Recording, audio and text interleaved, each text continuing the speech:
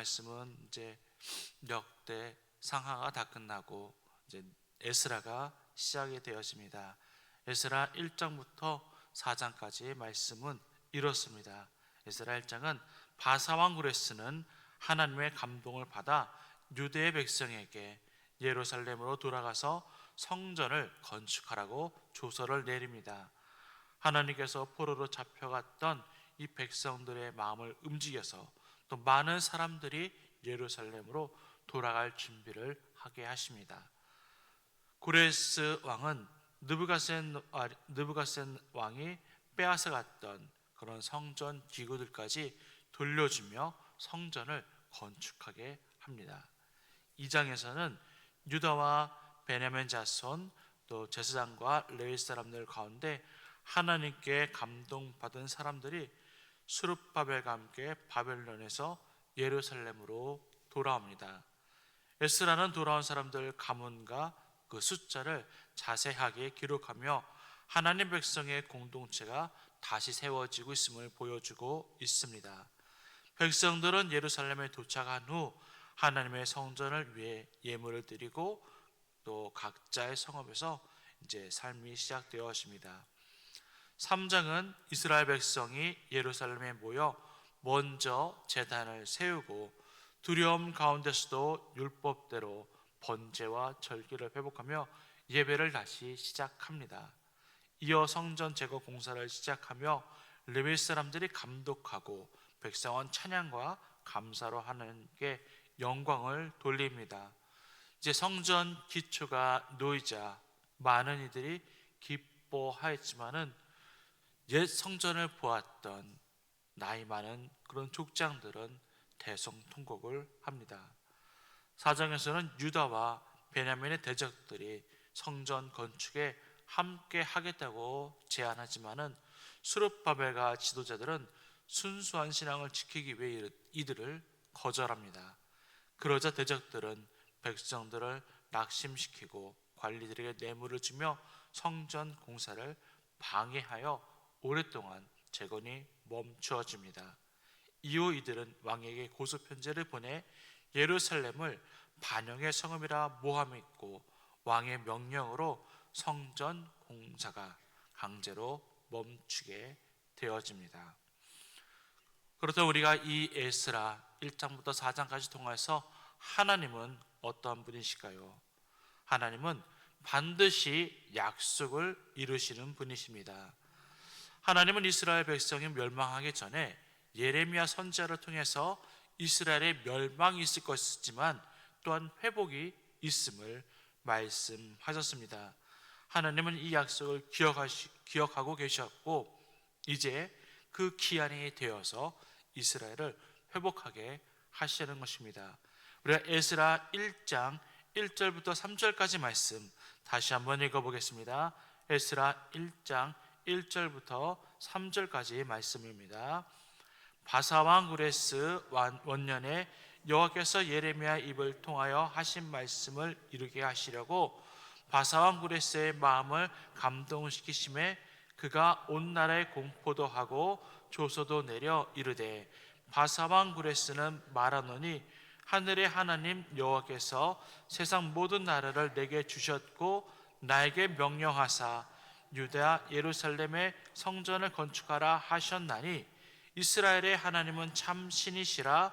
너희 중에 그의 백성된 자는 다 유다 예루살렘으로 올라가서 이스라엘의 하나님 여호와의 성전을 건축하라. 그는 예루살렘에 계신 하나님이시라. 아멘.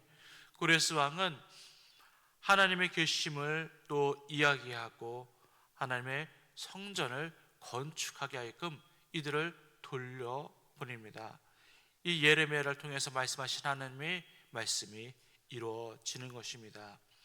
하나님은 이 이스라엘을 회복시키시기 위해서 이 고대 근동을 다스리는 이 바사 왕국의 왕의 마음을 움직이셨습니다. 이 고대 근동이라는 것은 고대 문명이 발달했던 그런 중동 지역을 말합니다. 우리 한번 그림 한번 보여주시겠습니까? 우리 보시면은 이스라엘이 있고 그 이스라엘 중심으로 이 서쪽 아래쪽으로는 이집트가 있고 또 동쪽으로는 페르시아가 있습니다. 현 이란이죠. 또 동북쪽으로는 메소포타미아 현 이라크가 있고 또 동쪽 아래쪽으로는 바벨론이 있습니다. 이 고대 근동 이 지역을 다스리던 제국들이 생겨나기 시작했습니다. 가장 먼저 아수르가 이 모든 지역들을 다 장악해서 그들을 다스렸습니다. 아수르는 북이스라엘을 멸망시키고 고대 근동을 장악했던 그런 나라입니다. 그 후에 이 바벨론이 나타나서 아수르를 무너뜨리고 이 아수르를 다스리던 모든 지역을 다시 다스리게 됩니다. 이때 남유다가 멸망하게 됩니다. 그리고 페르시아가 등장하여서 바벨론을 무너뜨리고 바벨론이 다스리던 모든 지역을 다스리게 됩니다. 오늘 1장 1절에 등장하는 이 바사 왕국이 이 페르시아입니다. 같은 나라인데 헬라어로 또 서양식으로 부를 때는 이 페르시아고 히브리어, 아람어로 한글로 옮겨 적은 것이 이 바사입니다. 이 바벨론을 점령한 있던 나라는 바벨론 나라를 점령한 나라마다 똑똑한 사람들을 다 바벨론으로 데리고 와서 바벨론식 교육을 시켰습니다. 이 다니엘이 바벨론으로 끌려간 이유지요. 똑똑한 사람들을 바벨론으로 데리고 와서 그들을 바벨론의 최고의 교육을 받게 함으로 이들은 바벨론의 충성을 다하도록 하기 위함이었습니다. 그런데 이 페르시아가 바벨론을 정복한 후에는 다스리던 나라들에게 다시 포로로 잡혔던 이들을 다시 모두 다 고국으로 돌려보냅니다. 오늘이 그 말씀입니다. 하나님은 이 예레미야를 통해서 이스라엘에 약속한 것들을 이루시고자 이 세계 열방들을 다 움직이십니다. 이 바벨론이 세계 강대국인 바벨론이 이 바사에게 페르시아에게 멸망할 줄 누가 알았겠습니까? 그런데 하나님께서는 그 모든 열방들을 움직이심으로 하나님이 약속하신 그 이스라엘의 회복을 이루십니다. 하나님이 구약을 통해 약속한 것은 우리를 위해서 메시아를 보내주시겠다는 것이었습니다. 이는 창세기 3장 15절 말씀에 이렇게 나와 있기 때문입니다. 우리 창세기 3장 15절 말씀도 한번 함께 읽어보겠습니다. 내가 너로 여자와 원수가 되게 하고 내 후손도 여자의 후손과 원수가 되게 하리니 여자의 후손은 내 머리를 상하게 할 것이요 너는 그의 발꿈치를 상하게 할 것이라 하시고 라고 말씀하시며 이 원수들에게서 구원할 메시아를 너희들에게 보내주시겠다고 벌써 창세기에서 약속을 하셨습니다.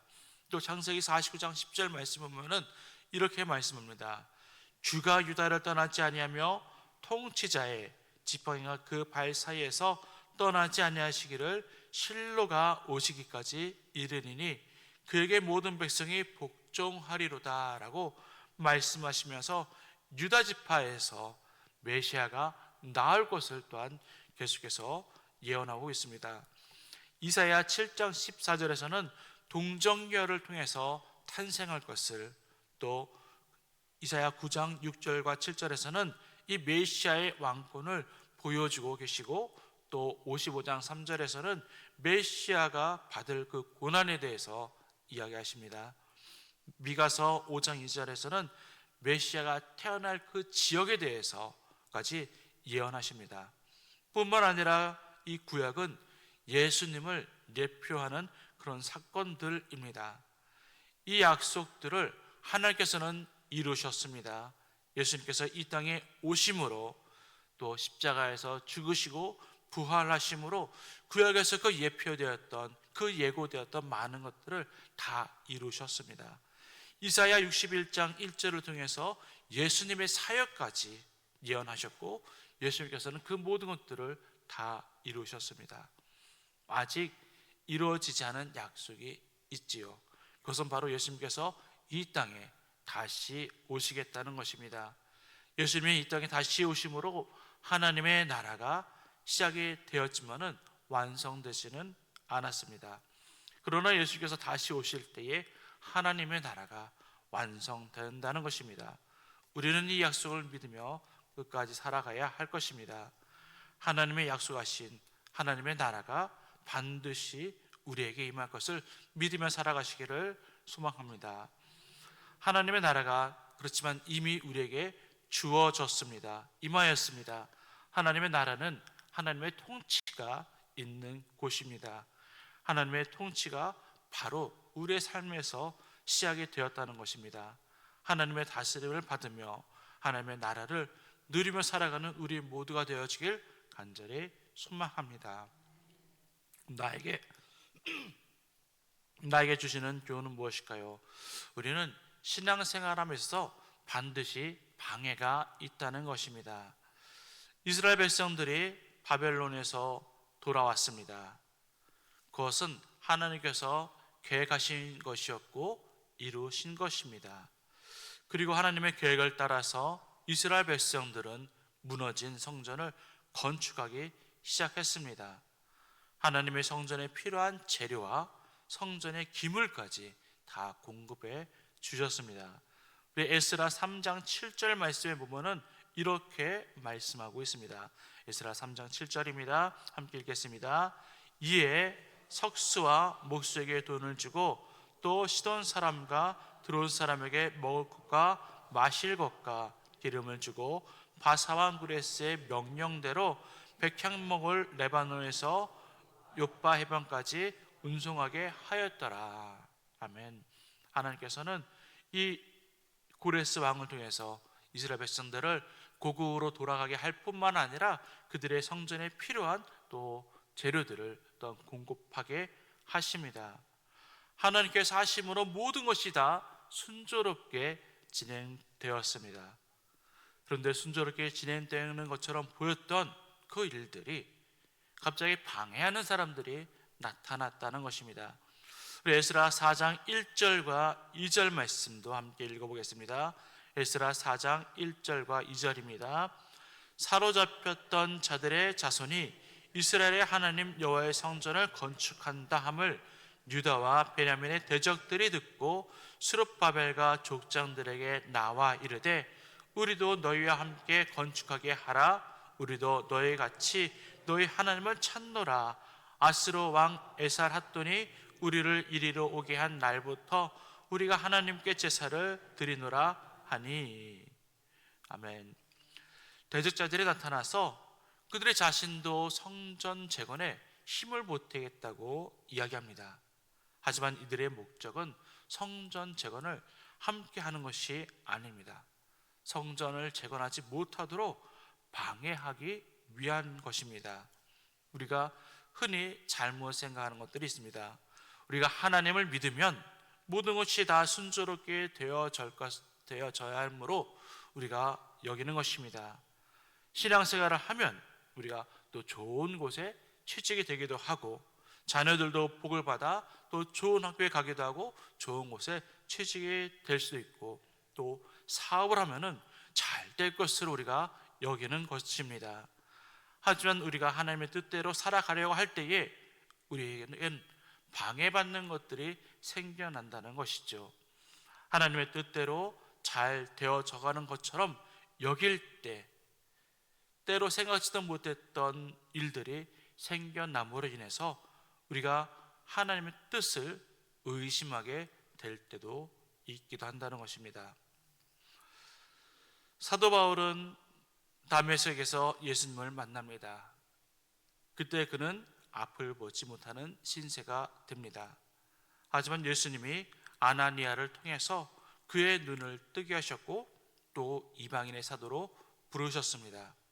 이 바울은 이방인의 사도로 부르심을 받았기에 그 복음을 이제는 증거합니다. 그런데 많은 사람들이 그를 환영하지 않았습니다. 예수님이 그를 분명히 이방인의 사도로 부르셨지만은 그는 가는 곳곳마다 환영을 받지 못했고 복음을 듣는 사람들이 많아졌지만은 항상 그는 많은 사람들의 위협 속에서 복음을 증거해야만 했습니다. 이 바울이 예수님이 하나님의 아들임을 전하자 가장 먼저 눈이 뜨여서 복음을 전할 때 그를 죽이려는 사람들이 가장 먼저 챙겨놨습니다. 그래서 그는 밤에 광주를 타고 성에서 빠져나가야 했습니다. 이방인의 사도로 부름을 받아 이방 땅에서 전할 때마다 또 유대인들이 이 사울의 이 바울의 모든 사역들을 다 방해합니다. 하나님의 뜻이라면은 우리가 무엇인지 다 잘 되고 형통의 길을 걸어갈 것 같지만은 때로는 이렇게 방해하는 세력들이 항상 있다는 것입니다. 이 방해하는 세력들이 내 가족이 될 수도 있고 나의 가장 친한 친구가 될 수도 있고 전혀 상관없는 사람들이 우리를 방해할 수도 있습니다. 그럼에도 불구하고 그때 우리는 그 방해로 인해서 우리는 말씀대로 삶을 살아가는 것을 멈춰서는 안 됩니다. 성전 재건을 방해하는 사람들은 이 방해를 치밀하게 계획합니다. 왕에게 거짓을 말하며 성전을 건축하지 못하도록 하고 왕은 이로 인해서 성전 공사를 중단시킵니다. 우리 4장 24절에 보면은 이렇게 말씀합니다. 이에 예루살렘에서 하나님의 성전 공사가 바사왕 다리오 제2년까지 중단되느니라 라고 말씀하고 있습니다. 하나님의 성전 공사가 잘 진행되어지는 것처럼 보이다가 이들의 방해를 해서 성전 공사가 오랫동안 멈춥니다. 그렇지만 우리는 이 모든 것들을 인해서 낙심하지 말아야 합니다. 이 모든 것들을 통해서 이루실 하나님을 기대해야 합니다.